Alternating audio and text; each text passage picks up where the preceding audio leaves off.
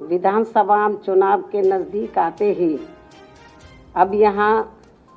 BJP व अन्य सभी विरोधी पार्टियों का प्रदेश की जनता को हर प्रकार से लुभाने व वर्ग लाने आदि का जबरदस्त नाटक शुरू हो गया है। जबकि इस मामले में सच्चाई ये है कि केंद्र व यूपी की भाजपा सरकार ने पिछले 1.5-2 महीनों में जो यहाँ अनगिनत व थोक में भरमार घोषणाएं, शिलान्यास एवं अध कच्चे कार्यों के उद्घाटन व लोकार्पण आदि किए हैं, तो इनका ये सिलसिला ऐसा लगता है कि इलेक्शन घोषित होने तक ये लगातार जारी रहेगा। तो ये सब इनकी इस बार विधानसभा चुनाव में होने वाली हार को काफ़ी कुछ दर्शाता है। इसके अलावा बीएसपी को छोड़कर यहाँ सभी विपक्षी पार्टियों ने भी चुनाव की घोषणा होने से बहुत पहले ही प्रदेश की जनता को लुभाने के लिए अभी तक जो भरमार घोषणाएं व वायदे आदि किए हैं, तो ये भी इनके लिए अनेकों सवाल खड़े करता है। जैसे सपा की तरह कांग्रेस पार्टी ने भी प्रदेश की जनता को जो किस्म किस्म के असंख्य व प्रलोभन भरे चुनावी वायदे किए हैं, तो उन पर यहाँ की जनता जल्दी से विश्वास करने वाली नहीं है। और इस संबंध में हमारी पार्टी का ये कहना है कि यदि कांग्रेस पार्टी ने यहाँ यूपी में भी, और इस संबंध में हमारी पार्टी का ये कहना है कि यदि कांग्रेस पार्टी ने यहाँ यूपी में भी अपने लंबे रहे शासनकाल में अपने 50% भी चुनावी वायदे पूरे कर दिए होते, तो फिर आज ये पार्टी केंद्र व उत्तर प्रदेश सहित देश के अधिकांश राज्यों से भी सत्ता से बाहर नहीं होती। इतना ही नहीं, बल्कि इनकी कथनी व करनी में जमीन आसमान का अंतर होने की वजह से अब जनता इनके वायदों व घोषणाओं आदि को कतई भी गंभीरता से नहीं ले रही है। यही स्थिति इस मामले में हमें दूसरी पार्टियों की भी देखने के लिए मिल रही है। हालांकि इस मामले में बीएसपी बातें बहुत कम व कार्य करके दिखाने में ही ज़्यादा विश्वास रखती हैं। और ये सब आपको यूपी में 4 बार बीएसपी के नेतृत्व में रही सरकार में काफ़ी कुछ देखने के लिए मिला है। और अब मैं खासकर केंद्र व यूपी में आसीन सत्ताधारी पार्टी बीजेपी के बारे में ये भी कहना चाहूँगी कि यदि इस पार्टी को जनहित व आम जनता के दुख दर्द आदि की थोड़ी भी परवाह व चिंता होती, तो पिछले दिनों जिस प्रकार से पूरे देश में हर दिन रिकॉर्ड तोड़ पेट्रोल एवं डीजल आदि की कीमतें बढ़ी हैं, और जिस कारण फिर पूरे देश में महंगाई भी काफ़ी ज़्यादा बढ़ी है, तो ये सब जनता आसानी से भुलाने वाली नहीं है। और अब कई राज्यों में जल्द ही होने वाले विधानसभा चुनाव में अपनी हार के डर से इनकी कीमतों में जो इन्होंने थोड़ी सी कमी की है, तो इसकी भी भरपाई ये पार्टी चुनाव के बाद ब्याज सहित जनता से ज़रूर वसूल कर लेगी। इसे भी जनता को ज़रूर ध्यान में रखकर चलना चाहिए। इसी प्रकार यूपी में अब विधानसभा चुनाव नज़दीक आते ही यहाँ गरीबों को जो राशन मुफ्त बांटा जा रहा है, तो ये भी चुनाव खत्म होते ही ज़रूर बंद हो जाएगा। ऐसे अनेकों और भी अब किस्म किस्म के प्रलोभन दिए जा रहे हैं, जो चुनाव के बाद फिर कहीं भी नज़र नहीं आएंगे। इसके साथ ही यूपी की जनता को ये भी ध्यान में रखकर चलना चाहिए कि भाजपा खासकर यूपी में अपनी जन विरोधी नीतियों व द्वेषपूर्ण कार्यकलापों एवं सरकार की घोर विफलताओं पर पर्दा डालने तथा इन पर से लोगों का ध्यान बांटने के लिए भी यहाँ विशेषकर सपा आदि से अंदरूनी मिली भगत व सांठ-गांठ करके जिन्ना व अयोध्या पुलिस फायरिंग जैसे अनेकों और नए नए गढ़े हुए सांप्रदायिक व धार्मिक मुद्दों को उठाने का भी पूरा प्रयास कर रही है, ताकि ये जो चुनाव है हिंदू मुस्लिम हो जाए। ये इन दोनों पार्टियों का अंदर ये प्रयास चल रहा है, जो स्वाभाविक तौर पर ये सपा व भाजपा आदि को आपसी लाभ पहुंचाने की नीयत से इनकी स्वार्थ की राजनीति को पुनः उजागर करता है। हालांकि जनता अब इनसे काफ़ी सजग भी है। साथ ही बीएसपी को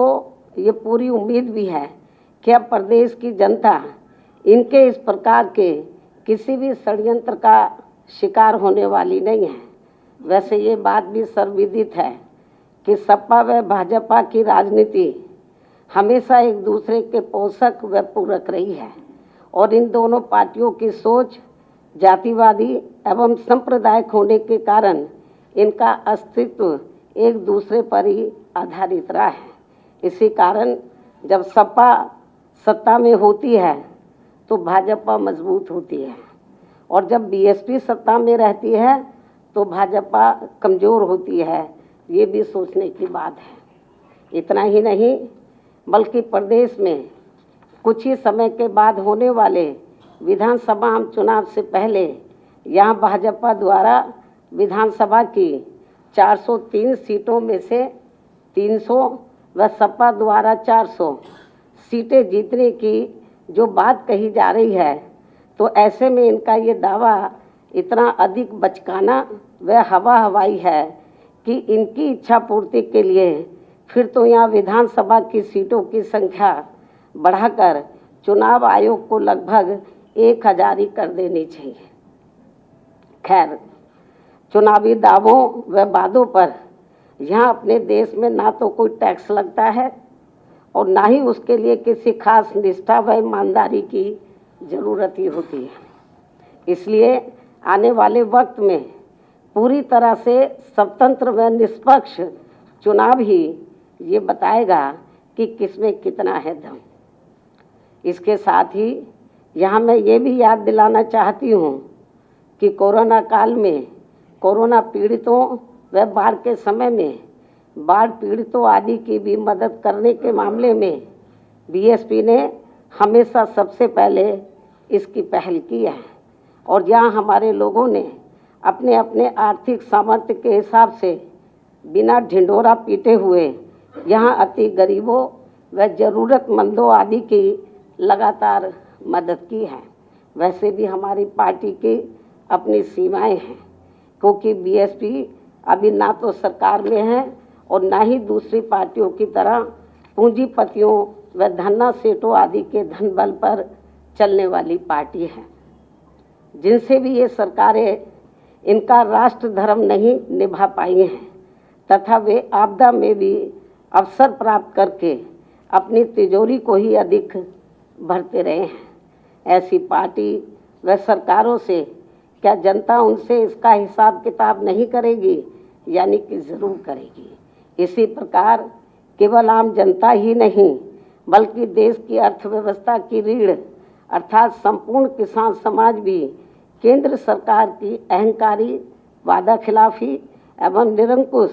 आदि व्यवहार से काफ़ी ज़्यादा गुस्से में है तथा आक्रोशित भी है। इतना ही नहीं बल्कि इनकी जातिवादी, संकीर्ण, पूंजीवादी व अन्य गलत नीतियों व गलत कार्य प्रणाली की वजह से उत्तर प्रदेश सहित पूरे देश में दलित, शोषित, पिछड़ा वर्ग, मुस्लिम व अन्य धार्मिक अल्पसंख्यक समाज के लोगों के साथ साथ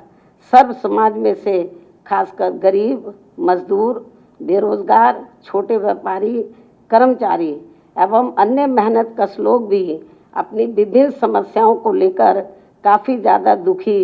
व परेशान भी हैं। कोरोना काल में तो इनकी हालत और भी ज़्यादा खराब हो गई है। ये सब किसी से छिपा नहीं है और अब मैं आप लोगों को अपनी पार्टी के बारे में भी ये बताना चाहती हूँ कि मैंने पिछले महीने 9 अक्टूबर को मान्यवर श्री कांशीराम जी की पुण्यतिथि के मौके पर अपनी पार्टी के लोगों को अति महत्वपूर्ण कार्य ये दिया था कि यूपी की हर विधानसभा की सीट में पार्टी द्वारा गठित की गई सभी पोलिंग बूथों की कमेटियों की दिनांक 21 अक्टूबर से समीक्षा की जाएगी तथा चुनाव को खास ध्यान में रखकर उन्हें कैडर भी दिया जाएगा। जो ये कार्य पूरे प्रदेश में काफ़ी युद्ध स्तर पर चल रहा है। दूसरा, जिनके अभी तक वोट नहीं बने हैं तो उनके चुनाव आयोग द्वारा दिए गए नियमों के मुताबिक चलकर सभी बन जाने चाहिए। ये भी कार्य इस समय काफ़ी तेज़ी से चल रहा है। इसके अलावा आप लोगों को ये भी मालूम है कि बीएसपी दूसरी पार्टियों की तरह चुनाव होने के नज़दीक एक एक सीट पर कई टिकटार्थियों के जरिए भीड़ इकट्ठा करके अपनी हवाई ताकत दिखाने में नहीं बल्कि ज़मीनी स्तर पर पार्टी के जनाधार को बढ़ाने में ही ज़्यादा विश्वास रखती है। साथ ही मेरे सरकार में रहते हुए भी चुनाव के नज़दीक वर्तमान मुख्यमंत्री की तरह जिले जिले में जाकर हवाई सरकारी घोषणाएं, शिलान्यास व अधकच्चे कार्यों के सरकारी घोषणाएं, शिलान्यास व अधकच्चे कार्यों के उद्घाटन आदि नहीं करती है तथा न ही उनकी आड़ में आधे से ज़्यादा सरकारी कर्मचारियों की भीड़ इकट्ठा करके अपनी राजनीतिक सभाएं करती हैं, बल्कि ज़रूरत महसूस होने पर स्टेट लेवल का एक आदि बड़ा प्रोग्राम करके लोगों को चुनाव की तैयारी में ही लगा देती है, जिसकी मैं बीच बीच में लखनऊ में खुद ही समीक्षा करती हूँ तथा पार्टी के वरिष्ठ लोगों से विचार विमर्श करके उम्मीदवार आदि भी तय करती हूँ। इसके साथ ही यहाँ मैं ये भी कहना जरूरी समझती हूँ कि अब पूर्वांचल एक्सप्रेसवे तथा कुशीनगर व जेवर हवाई अड्डा आदि बनाने का जो वर्तमान भाजपा सरकार इसका खुद पूरा श्रेय ले रही है तो ये सही नहीं है, जबकि इन तीनों कार्यों की व अन्य सभी एक्सप्रेसवे तथा मेट्रो आदि की भी पूरी रूपरेखा बीएसपी की सरकार में ही बना दी गई थी और इसकी मेरी सरकार में शुरुआत भी कर दी जाती यदि उस समय केंद्र की कांग्रेसी सरकार इन कार्यों में रुकावट पैदा नहीं करती। ये भी मैं आपको बताना चाहती हूँ। इसके अलावा यहाँ मैं यूपी के मुख्यमंत्री योगी जी को ये भी अवगत करा देना चाहती हूँ कि आपकी तरह मेरा भी खुद का अपना परिवार नहीं है। फर्क केवल इतना है कि इन्होंने दिखावे के लिए सन्यासी होने का गेरुआ चोला पहन लिया है, लेकिन मैंने ये सब नहीं किया है। इसके साथ ही इनका मूल परिवार केवल आरएसएस है, लेकिन मेरा मूल परिवार सभी वर्गों व सभी धर्मों के लोग हैं तथा मैंने अपनी सरकार में सभी धर्मों के लोगों के हितों का एक समान ध्यान दिया है, लेकिन इन्होंने केवल एक ही धर्म के लोगों में से कुछ विशेष जातियों के हितों का ही खास ध्यान रखा है। इतना ही नहीं बल्कि पार्टी में यदि मेरे भाई बहन व रिश्ते नाते तथा पार्टी के अन्य लोगों के भी भाई बहन व रिश्ते नाते आदि निस्वार्थ भावना से कार्य करते हैं तो ये कोई परिवारवाद नहीं होता है। ये सब भी इनको ध्यान में रखकर तब बीएसपी के ऊपर कोई उंगली उठानी चाहिए। इन्हीं कुछ ज़रूरी बातों के साथ ही अब मैं अपनी बात यहीं समाप्त करूं, लेकिन इससे पहले मैं उत्तराखंड के आज 21वें स्थापना दिवस के मौके पर वहां की जनता को हार्दिक बधाई एवं ढेरों शुभकामनाएं देती हूं। हालांकि इन 21 वर्षों में वहां जितना विकास व उत्थान आदि होना चाहिए था वो नहीं हुआ है, ये भी काफ़ी चिंता की बात है। इसके साथ ही छठ पूजा के चल रहे पर्व पर भी त्योहार पर भी मैं इनके अपार मानने वाले लोगों को पूरे तय दिल से शुभकामनाएं देती हूँ। शायद आप लोगों को मालूम है कि हमारी पार्टी के जो राष्ट्रीय महासचिव है श्री एस.सी. मिश्रा जी, इनका आज जन्मदिन है। इनको भी मैं इनके जन्मदिन की हार्दिक बधाई एवं शुभकामनाएं देती हूँ। अंत में मैं अपनी बात यही समाप्त करती हूँ। धन्यवाद।